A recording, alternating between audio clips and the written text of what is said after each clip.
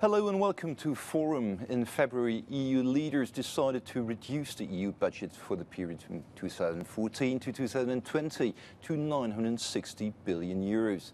It meant slashing spending on a number of key projects. The problem is, EU leaders can't decide alone. They need members of the European Parliament to agree on it. A first answer has been given by MEPs in Strasbourg this month. The conclusions of the heads of state and governments represent no more than a political agreement, they said. The so-called multi-annual framework was rejected. But does this mean more money for the EU? Not really. The devil is in the detail. But before we start, let me present you my guests. They are, on my left, I have Danish MEP Marian-Jean of the group of the Liberals. Welcome. On my right, I have Richard Ashworth, British member of the European Parliament, of the European Conservatives and the Reformist Group. On my left again, Ivailo Kalfin, hello, you're Bulgarian MEP of the Socialists and Democrats. And last but not least, of course, Marian-Jean Marinescu of the group of the European People's Party. Hello to everybody. My first question will be to you, Ivailo Kalfin. You're a rapporteur on this issue. The text adopted today, let's say, does this mean more money or just some negotiation starting? As I said, the devil is in the detail. The message that the Parliament sent today, with a very large majority of the votes, is that this agreement cannot be accepted without further negotiations. So we are open to start the negotiations. We more or less indicated what is the scope of the negotiations and what are the issues that we would like to see on the table. And the Parliament would be ready to start immediately with that. But in the state they are, the conclusions of the Council could not be acceptable. By the way, this was not a vote on the conclusions of the Council.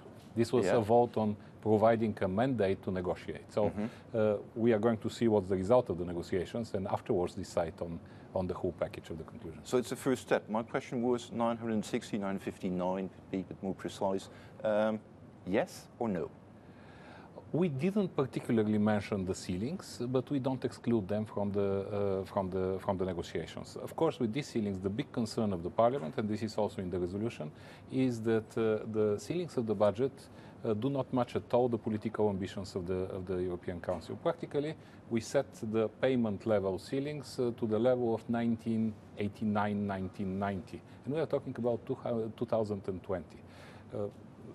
20 years ago, the European Union was without half of its members, with much less ambitions, etc., etc. So you cannot fix the same budget and look at the future. So this discrepancy between levels and ambitions has to be closed. So either we increase the levels or we decrease a little bit the declarations that the European Union is going to fix plenty of problems. It seems this is approximately the budget of 2005. Richard Ashworth, David Cameron was a leading force in February during the Council to say we have to cut something here. Today, the Parliament, the House you're in, said no. Did you agree on it? I think I know the answer, of course, but just tell us. We have to remember that you described earlier, this is a budget to run for 7 years for the European Union. So once every 7 years, the Parliament has the opportunity to have a very intense debate with the Council. And this is the only real opportunity you have once every 7 years. And I think what we're seeing going on is Parliament adopting a negotiating position. That negotiating position is not so much, in my opinion, about the numbers, but it's about the technical details which go with the agreement. And there I expect there will be some pretty intense negotiations, but I'd be very disappointed if 4 months from now we didn't have an agreement. Because it means in June you will have to decide something, and there will really be a vote on yes or no, we take it, we leave it. The sooner the better. It depends very much on the willingness of the Council. And Jensen, room for something. What should change? What has to be changed? We said it before, the devil is in the detail.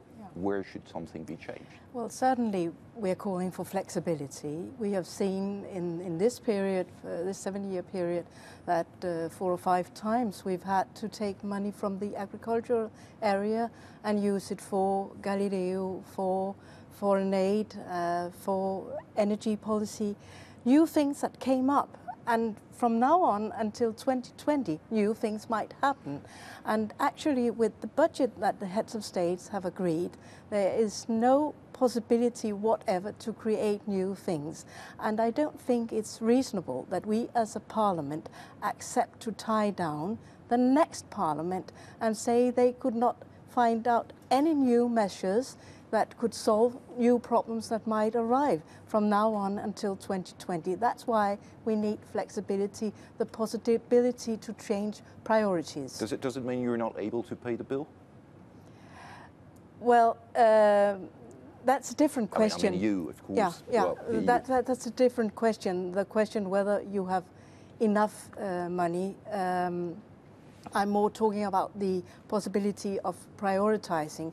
But we've had a system where paying the bills have become a problem because many of the projects we are making are over many years. It's new member states getting money for investments in infrastructure, and when you build a motorway or a railway, you don't pay the bills at the same time. They come running in gradually, and there we've seen at the end of the period, all of a sudden a lot of member states say, hey, come on, these bills are increasing, we haven't got the money.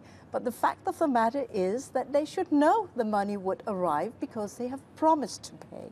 So the European Union must be able to fulfill her obligation, and that is certainly a demand for Parliament. We cannot put the Commission in a situation where it's acting against the financial regulation.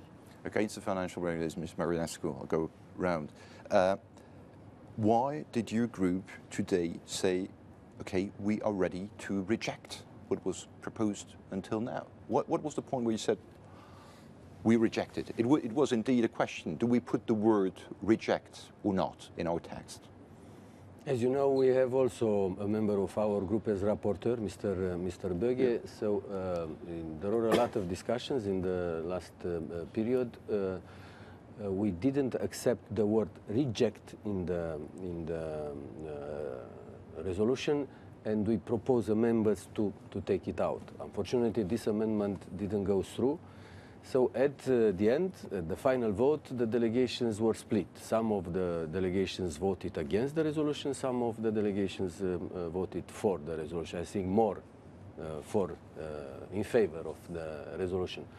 So I think that the resolution is presenting the position of the Parliament, what the Parliament wants to negotiate and to take from the Council to have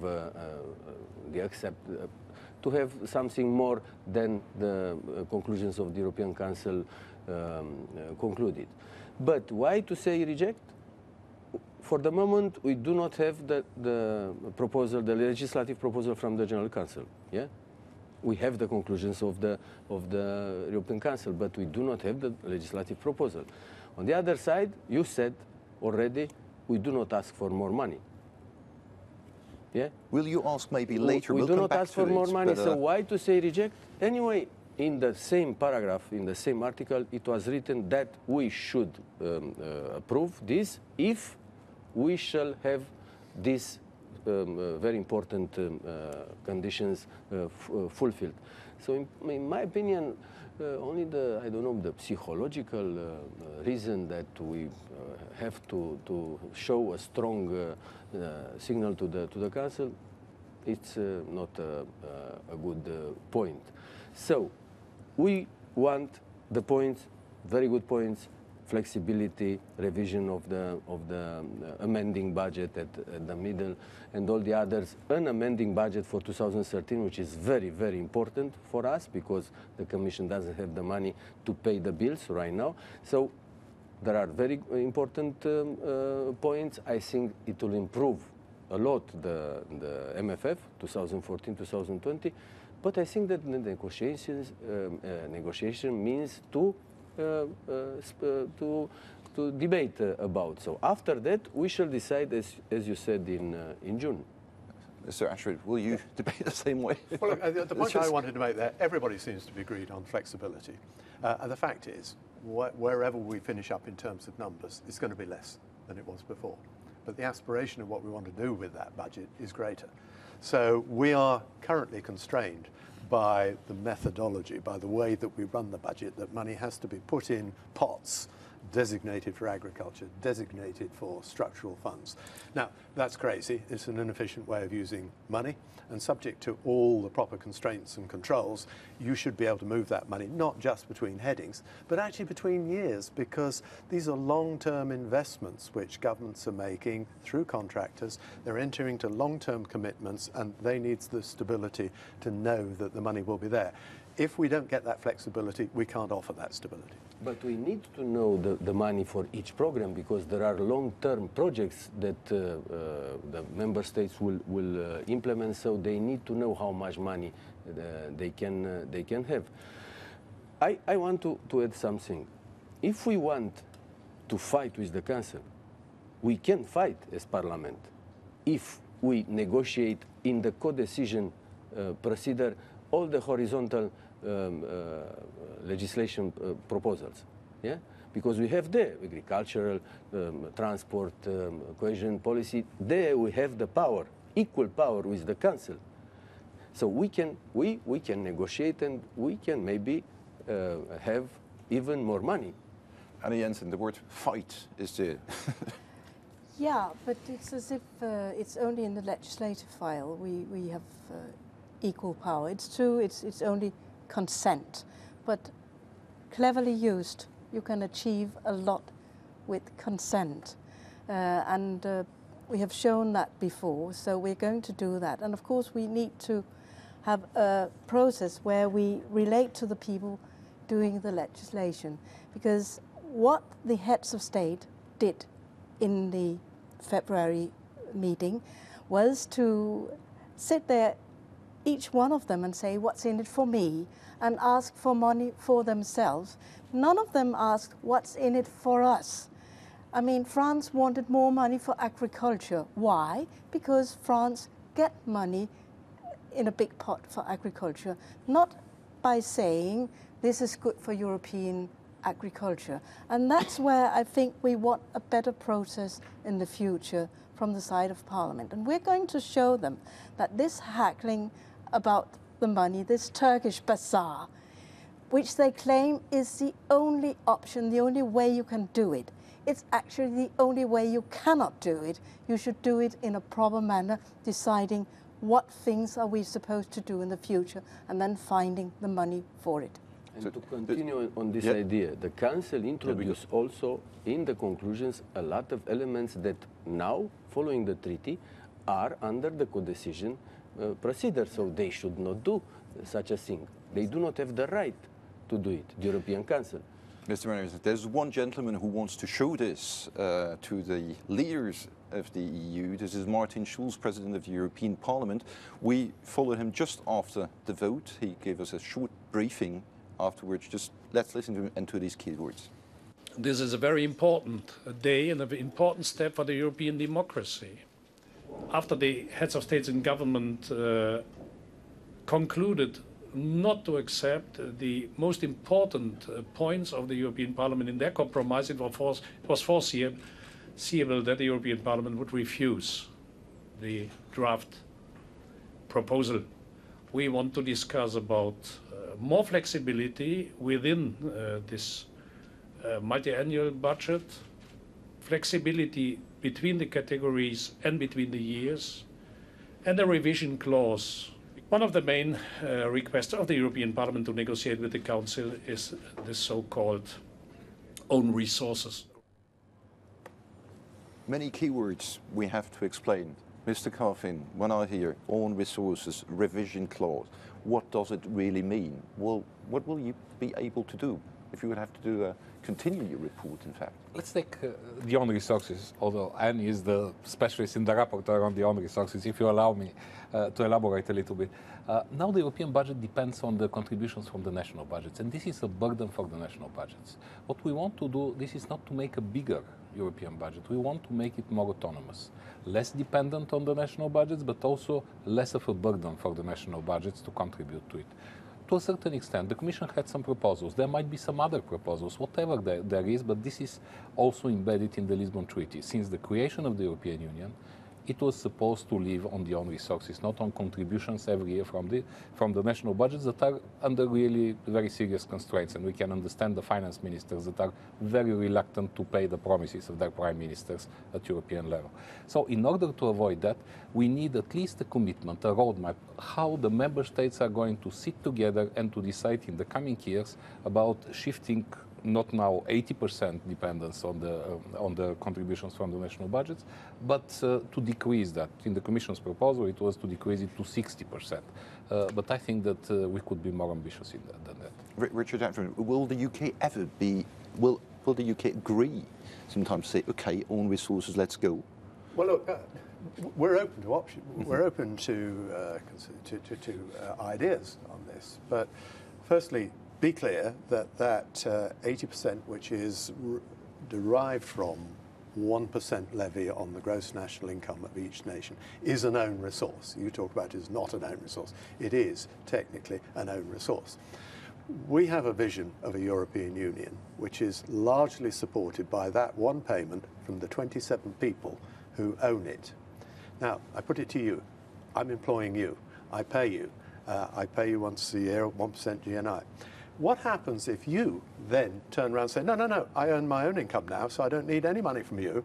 What does the relationship look like, and what's the dynamics between the European Union and the member states? Suddenly, the European Union has become a country on its own. Well, this is something the European Parliament would maybe agree on, and Mr. Marinescu. This is not like this, not at all, because the money is coming also from the member states, but based on, I don't know, financial tax or other financial transaction tax or other tax from VAT and so on. So it will be a relationship between the Union, of course, and the member states. But as was said, it will be very good if the budget will be, let's say, half independent. It will not be based on the contribution of the member states, because we are in the time of crisis. But in normal time, we can have a very good budget, good for the projects that we want to implement, based on own resources. Jensen. I think the big problem is this, what we call the juste retour thinking. Margaret Thatcher said, I want my money back. But all heads of states are thinking exactly that. I want my money back. And what we've tried in Parliament was to have a discussion on European added value and what is best financed by national budgets and what is best financed by the European Union budget. I feel that the Council hasn't sufficiently taken that discussion. Yes, we need to do that, because it should make sense what you put on the European Union budget, and we shouldn't have this discussion where it's all the time thinking about what do I get back, but how does this European Union budget create extra value? That's what we like to make for the future. Well, if you just look at the Italian elections, sorry to come back to this, yeah. The added value, the EU added value, isn't understood at all. So these are people absolutely against. It's an old story. You can't change it. You didn't change it during the last 50 years. No, if you allow me, in this situation, you have much more anti-European feelings, because nationally, prime ministers, finance ministers are saying we are paying to the European Union. And they developed the idea, which is totally wrong, that they're paying to some bureaucrats that are getting the money of the taxpayers, which is not true at all. 94% of the money go back to the member states, and they're managed by the member states. And they come with an additional leverage, being co-financing from the national budgets, from financial institutions, from private businesses, etc., etc. So you have an effect on that. Maybe not the whole budget is the most effective thing, but this is not a reason to say, no, this is the bureaucracy bread, so we are going to cut that in times of austerity. No, the European budget is doing for the member states, including for the wealthy member states, something that the national budgets cannot do. This is public investments. Ms. Marinescu. And in this time, we are in a single market. An euro invested from the level of the EU budget in a corner of Europe is creating a benefit in another corner, because there are companies that are working on that money in other countries, so the net contributors cannot say that they are not getting money back, because they are not getting money back directly through the European budget, but they are getting money back through the benefits of the single market and all the projects developed all over Europe. I saw a study from €1 invested in Poland through the European projects, 0.65 cents are going to Germany. So this is the situation, the real situation many right people now. in the UK, even also in Denmark, it's the first country to say, let's keep the money, we'll just spend it on our own, not bring it to Brussels and back at home. Well, look, firstly, it's a very low level of understanding of how the money is raised, who pays what, who gets what back. That doesn't help. Secondly, people right across Europe look at the European Union today and say, right, well, we pay into this, and what are we getting back? 25 million unemployed, horrendous levels of youth unemployment and stagnant growth. So many people are beginning to see Europe as the cause of their problems rather than offering the solutions. Now, I think that's a tragedy, because I think it can provide those solutions. And one of the messages we want to say is, look, we have to change the way we operate. We've got to start listening to those people and their concerns, because if we don't, we're in trouble. We're in trouble, but he is right. The biggest problem right now in Europe is jobs.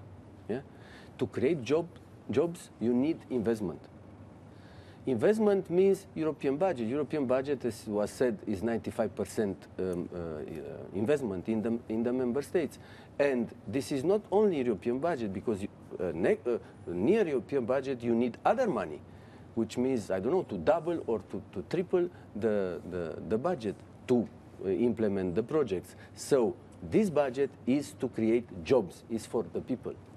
Well, some people say you would need a 20% budget of the whole European GDP to do something. But Mr. Ashworth, coming back to why did David Cameron push that way, saying if we don't cut, there will just be tax raising, an increase of all, people will have to pay for it. Where's the point? Well, I think the point was that he said the size of the budget needs to reflect the shape and size of the economies in the 27 member states. Firstly, people are suffering austerity right throughout the European Union, and it would be somewhat perverse if the European Union budget was to be increased at that time. They wouldn't understand it. But secondly, actually the burden of cost on those member states, a lot of them don't have that money to be able to contribute. So yes, we've got a smaller budget, but it doesn't mean to say that we don't leverage that budget and invest it where it matters most. Now, actually, the new member states is where we get really good value for money. I tell you what, I come from a wealthy part of England. You don't get good value for money, and I stand by this statement, investing in wealthy countries. We should be investing in the new member states. We should be investing where we're going to create jobs and growth, because that's going to drive the economy forwards. Is now the idea to wait for another 3-4 years and ask for more money afterwards? That's what Mr. Schulz said. Maybe we'll have a look later. It's not about waiting and asking for more. The fact is that if we set a budget until 2020, neither at national level nor at European level, you don't have the certainty what's going to happen by 2020. I mean, we see that the economic forecasts are extremely short-term in these times, and this is a matter of life. This is a fact of life. We cannot change it. So how can we fix the priorities of a budget, which is indeed a budget done in times of very harsh austerity in the member states until 2020? At least we need to have the review in the middle of the period. You have the economic reasons for that. You have also the political reasons that Anne just mentioned. The next parliament and the next commission have to have a say on the European budget. We cannot just fix it and don't let them do whatever. Okay, Anna Jensen. Of course, we have the option also of saying it should only be a 5-year budget. We can do that according to the treaty. Many of the cohesion countries are not very happy about that, because they're afraid if you've got a shorter programming period, it's difficult to program. Of course, you don't need to have those two things together, but it is an option, we could say, if they don't want to make a midterm revision, or we cannot get the right guarantees for a midterm revision. There was a midterm revision in this programming period we didn't get it. So we really need to make certain that it's there, or we could take just a 5-year period. Last question, because we're running out of time. You'll have to come back, sit down again, tell something in June. Does this mean today, okay, we'll just try to show you, you said at the beginning, Mr. Marinescu, we'll have to, it's not the Parliament showing how strong it is, but somewhere it's maybe this kind of fight starting. So don't you believe that within the next 4 months, elections are arriving next year, you will have such a pressure from the governments, heads of states and government in your countries to say, you'll have to agree on what we decided, and then it will be, again, I have to say, roll over and give up? I don't think so, because what we are asking is to improve the decision of the European Council. So not for what we are asking through this resolution is to improve, not to delete something from the European Council decision. So it's true that we are almost there. In the Council conclusion is written maximum flexibility. We want very clear flexibility from year to year and from heading to heading. Is written that it will be an amending budget, but we want to be very clear because they didn't do it in this MFF. So I think that they will agree at the end to some of the points, because we need a budget. We have to conclude a budget in order to conclude also all the horizontal policies in order to be able to be applied starting with 1st January 2014. Mr. Kalfin, very quickly, okay with that or not? I think that only now some heads of government started realizing that there is a European Parliament and it has a role in the whole process. We try to convince them since a long time. If they expect that with pressure they can change the situation, I'm afraid it's not going to work. In October we voted a similar resolution with 517 votes. Now, after the Council conclusions, we voted with 517, now with 506 votes. So the whole pressure was nonsense. The Parliament has a position, and this is not a stubbornness, this is a cross-party. We just want to see a more efficient European budget. Efficient budget would be like this, and Jensen? Exactly, and we want to make sure that it delivers on European policies. That's our point of view, where the heads of state had this very national point of view. That's a difference. So you are ready to say no in June if it's not the case? If it's not good enough, yes. Then I'm ready to say no. It's not the end of the world, because we've got the framework of 2013. That's not wonderful. We'd like to see a solution, but it's not the end of the world if we don't get a solution. Richard Ashworth, it's not the end of the world. No, Last conclusion, very quickly. Sorry. This is the way we do business here. Once every 7 years you have this opportunity. We rarely come to an agreement right at the outset.